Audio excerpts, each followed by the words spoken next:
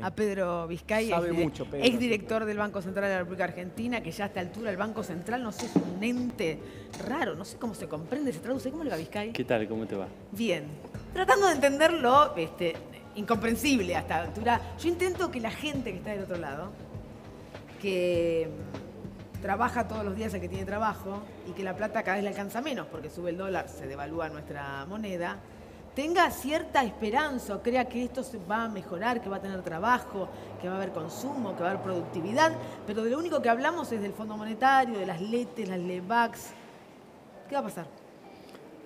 Mirá, por lo pronto tenemos un escenario muy complicado en la Argentina porque a medida que van corriendo los días y que el gobierno va negociando a espaldas del pueblo y del Parlamento acuerdos impagables, te vas dando cuenta de que no hay una solución concreta a un problema real que tiene la economía argentina, que es la falta de dólares. Entonces, el gobierno plantea recetas que ya fracasaron, vuelve a plantear una receta. ¿Por qué insiste con una receta que ya Insiste fracasó? porque hay dos visiones, una visión muy sesgada de la realidad, muy ideológica, acerca de que los problemas de la Argentina son fiscales y monetarios, y por el otro lado una visión ligada a una fuerte dependencia de los organismos internacionales, como la que estamos viendo. La foto de recién del ministro de Hacienda con la directora gerenta del fondo en Washington es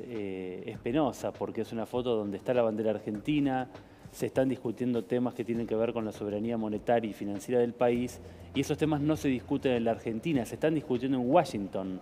Y el Parlamento es el organismo que tiene como obligación constitucional de fijar el valor de la moneda, y hoy el valor de la moneda se está negociando de acuerdo a los mandatos del Fondo Monetario Internacional. Hay que tomar noción de todo esto, porque el mundo de las finanzas no es solamente un mundo de números, también es un mundo que tiene que estar atravesado por reglas constitucionales. ¿Pero qué me quiere decir? ¿Que vamos a extrañar a Caputo? No quiero decir eso. Quiero decir que tenemos un país con un modelo de política monetaria que está a la deriva desde que el gobierno inició su gestión. La gestión de Federico Sturzenegger fue una gestión responsable directamente de esto porque abrió el control de capitales, desreguló la cuenta financiera, desreguló la cuenta capital, permitió el libre acceso y salida de capitales sin ningún tipo de control. Llegamos a un dato acumulado de fuga de divisas de este año de 22.000 millones de dólares. Son sumas bestiales para la economía argentina. Y las reservas están en el mismo nivel que antes de llegar a los 15.000 millones del fondo. Sí, y las reservas van cayendo sistemáticamente porque se van por el canal de la fuga de capitales. Y todo eso después tiene un impacto en la economía real que también, digamos, está bien, cada día más visible en la economía argentina. La ruptura de la cadena de pagos, la caída de la producción, el aumento de la desocupación. Solo en el conurbano bonaerense ya hay 12.9% de desocupación. No es un dato menor, son datos que en la economía pasa que las cifras crecen rápidamente, pero después revertir los datos negativos de la economía es muy difícil, toma años. Entonces, y los trabajadores que están pidiendo reapertura de paritarias. Totalmente porque el valor adquisitivo del peso nacional se está deteriorando día a día. Entonces, por eso insisto, el primer capítulo de esta historia es Sturzenegger con el desajuste absoluto de la política monetaria. Sturzenegger tenía como objetivo bajar la inflación, no lo logró. Lanzó un plan de metas de inflación que hoy ya quedó en el olvido, hoy ya ni siquiera se habla de un plan de metas de inflación, ahora volvemos a un modelo de agregados monetarios.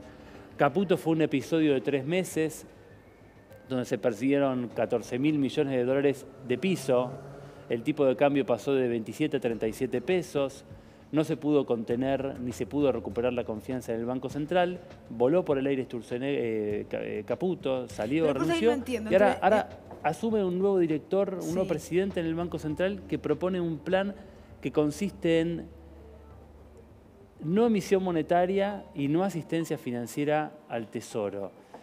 Esto es, de mínima es impracticable en un contexto económico como el actual, y si esto llegara a ser practicable relativamente, va a provocar un escenario de recesión tanto más grande que el que tenemos. Entonces, y en paralelo tenemos al ministro de Economía en Washington diciendo que viene un adelanto de fondos mayor del Fondo Monetario Internacional. Yo quiero recordar que cuando se pagó al Fondo Monetario Internacional en el año 2005, que fue un pago de 9.500 millones de dólares, a la Argentina le costó mucho dinero ese pago, le costó mucho esfuerzo cancelar los acuerdos con el Fondo Monetario Internacional. Claro que sí.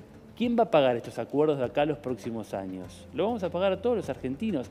Y ese acuerdo se está negociando hoy a espaldas del Parlamento Nacional.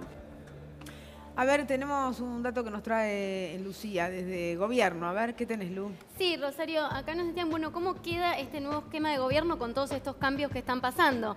Por supuesto, bueno, tenemos ahí al mejor alumno, a Duhovne, que lo curioso es que hasta hace 2 semanas estaba en la cuerda floja, iba a ser el fusible, y hoy es el superministro, que era el cargo que Macri le había dado. Por eso le dije a Dateli, no le apuestes nada, porque vas a perder ahí. Claro, ratificado. Bueno, Duhovne como superministro ratificado ¿por quién? Por Lagarde, por Macri en consecuencia del visto bueno que le da el FMI. ¿Por qué el mejor alumno? Porque en el gobierno lo que repiten es, bueno, se compró el FMI porque fue muy aplicado. No salió antes como Caputo a anunciar un acuerdo que no existía. Él hizo todos los pasos correctos y además lleva adelante la única política acordada con el FMI que está avanzando, que es reducir el déficit como sea. Eso al menos es lo que repiten en el gobierno de Duhovne como el alumno aplicado del FMI, y también copó al central, tanto el FMI como Duhovne.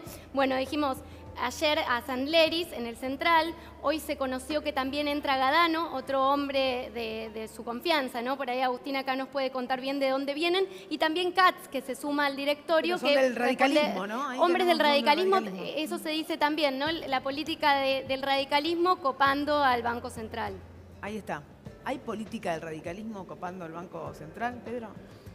Mira, hay política del sistema financiero, porque lo que estás viendo es intelectuales que conforman la visión más ortodoxa del mundo de las finanzas, que tienen como objetivo pensar un banco central que no asista financieramente al Tesoro, que no intervenga en el mercado de cambios para evitar movimientos disruptivos del tipo de cambio.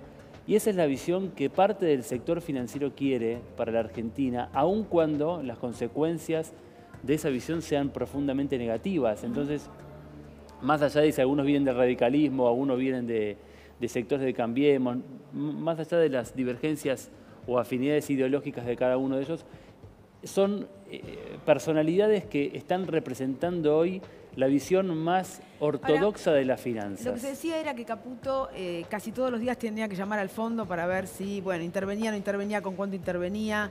En el caso de Sandleris, ¿tiene que cumplir esa misión o no tiene necesidad? Bueno, yo creo que Sandleris en este contexto, más que un presidente del Banco Central, es un mandatario del Banco Central. Es un hombre que actúa directamente por cuenta y orden de lo que el Fondo Monetario está diciendo. Digamos. Esto creo que tiene que quedar claro en la Argentina. La conducción del Banco Central hoy está en manos del Fondo Monetario Internacional. Esto lo tienen que tener claro todos los argentinos. La salida de Caputo, al margen de las diferencias respecto de cómo manejó la crisis Caputo, también es la salida de un actor dentro del mundo de las finanzas que en un momento determinado intentó poner una política de intervención en el tipo de cambios en desacuerdo con la visión del propio Fondo Monetario Internacional. Y por eso se fue. Y tuvo que salir. Tuvo que salir cuando Caputo se dio cuenta que en un momento que había que intervenir sí o sí en el tipo de cambio, porque si no, la gente lo iba a linchar en la calle. Y esto lo hemos visto lo que le pasó hace pocas semanas a Caputo en un restaurante. Entonces, la salida de Caputo tiene que ver también con eso. La entrada de Sandleris es la entrada de un actor que va a actuar y va a responder directamente a lo que el Fondo Monetario diga para la Argentina. Pero no solo eso, sino que también Sandleris es un hombre que representa la visión del ministro de Economía en esta historia. Y yo hoy a la mañana leí una nota, hay una nota interesante en el diario Cronista, sí, de Miguel Kigel, donde Miguel Kigel dice, bueno, en realidad esto de la independencia de los bancos centrales está bien, pero en contextos tan volátiles y tan inestables como el de la Argentina en este momento, no es muy recomendable la independencia del Banco Central. Pero antes era es interesante porque son los propios popes de la ortodoxia económica que están sosteniendo que ahora la independencia no es una buena receta, pero cuando la independencia implica asistir financieramente al Tesoro, promover el desarrollo económico, promover el pleno empleo, es una mala palabra.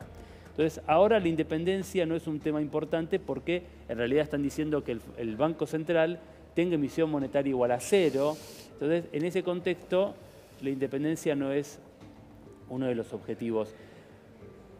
Y déjame agregarte una cosa más, Sí. y no es uno de los objetivos porque centralmente lo que se está viendo es que no hay ningún grado de independencia del Banco Central respecto del poder económico. Y esto es lo preocupante para la Argentina, porque si queremos construir una democracia en la Argentina, tenemos que ponerle un límite al poder financiero.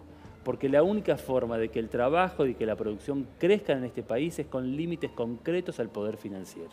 Pedro Vizcay, muchísimas gracias. Gracias. Muy amable. Tenemos que hacer una pausa. Hay otra historia, sigue después del corte con Marco Labaña y con Roberto Feletti, porque hay más de la economía y de tu bolsillo, ese que nos preocupa a todos. Hay otra historia, enseguida vuelve.